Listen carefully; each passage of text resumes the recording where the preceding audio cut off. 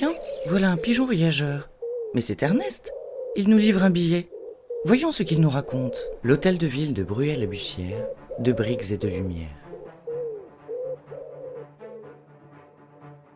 En 1919, le mineur et fondateur du syndicat des mineurs du Pas-de-Calais, Henri Cadot, remporte la mairie de Bruay-en-Artois.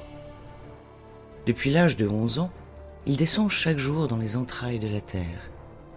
D'abord pour aider ses modestes parents cabaretiers, puis pour subvenir aux besoins de ses 7 frères et sœurs orphelins. Une responsabilité bien lourde pour un garçon si jeune, mais un symbole pour les gueules noires. La mairie n'est plus sous l'emprise de la Compagnie des Mines, mais bien d'un des leurs. En 1925, avec l'essor de l'activité du bassin minier, Henri caresse le désir de construire une mairie plus imposante, l'ancienne étant devenue trop étriquée. Le projet du nouvel hôtel de ville est à son image, un hommage au labeur ingrat et la promesse d'un avenir rempli d'espoir pour ses compagnons souterrains. Il ne s'agira pas seulement d'un lieu administratif, mais d'un manifeste. Les années sont folles, soyons fous. Ici, l'art déco prend tout son sens. Né au début du XXe siècle, ce courant architectural a été une réponse audacieuse à un monde en reconstruction. Ses lignes épurées, ses motifs inspirés de la nature et ses matériaux nobles étaient porteurs d'élégance et d'optimisme. À Bruay, ce souffle de modernité s'est mêlé aux traditions locales pour donner naissance à un bâtiment unique. Voyez ces briques rouges fabriquées ici même, ancrées dans cette terre minière. Regardez ces arcs et ces détails sculptés, taillés dans le calcaire clair de la Meuse. Mais c'est au sommet de son beffroi de 47 mètres que l'histoire s'élève. Ceint de tourelles médiévales, il domine les terris comme un phare guidant la communauté dans le présent et l'avenir. Mais surtout, il surplombe le château du président de la mine. Voilà bien le cadeau de Cadot à ses acolytes et sa revanche sur la vie.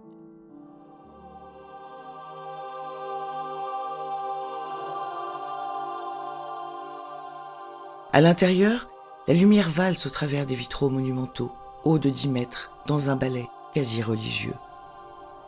Réalisé par les maîtres verriers Labille et Bertrand en 1929, ils immortalisent la vie des mineurs de la fosse 5 de Bruay dans un style art déco tardif. En bas, les abatteurs travaillent dans l'obscurité, leurs lampes projetant des ombres sur les parois de charbon.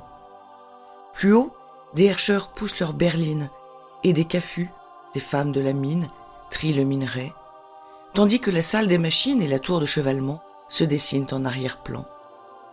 Ces scènes, magnifiées par les couleurs éclatantes des vitraux, sont autant de respect et de reconnaissance pour les hommes, les femmes et les enfants qui ont bâti cette ville depuis les profondeurs de la terre.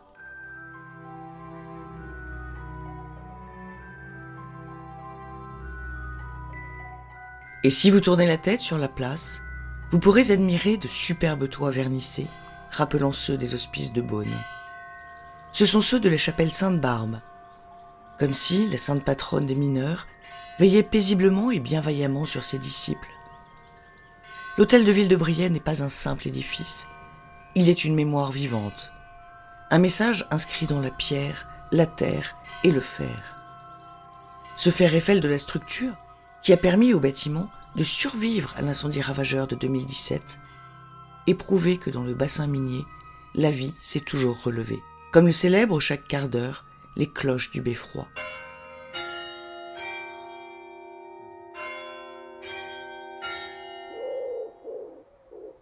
Merci Ernest pour cette belle histoire. Nous te suivrons attentivement sur le parcours jusqu'à la prochaine étape. Bon vol et restons connectés.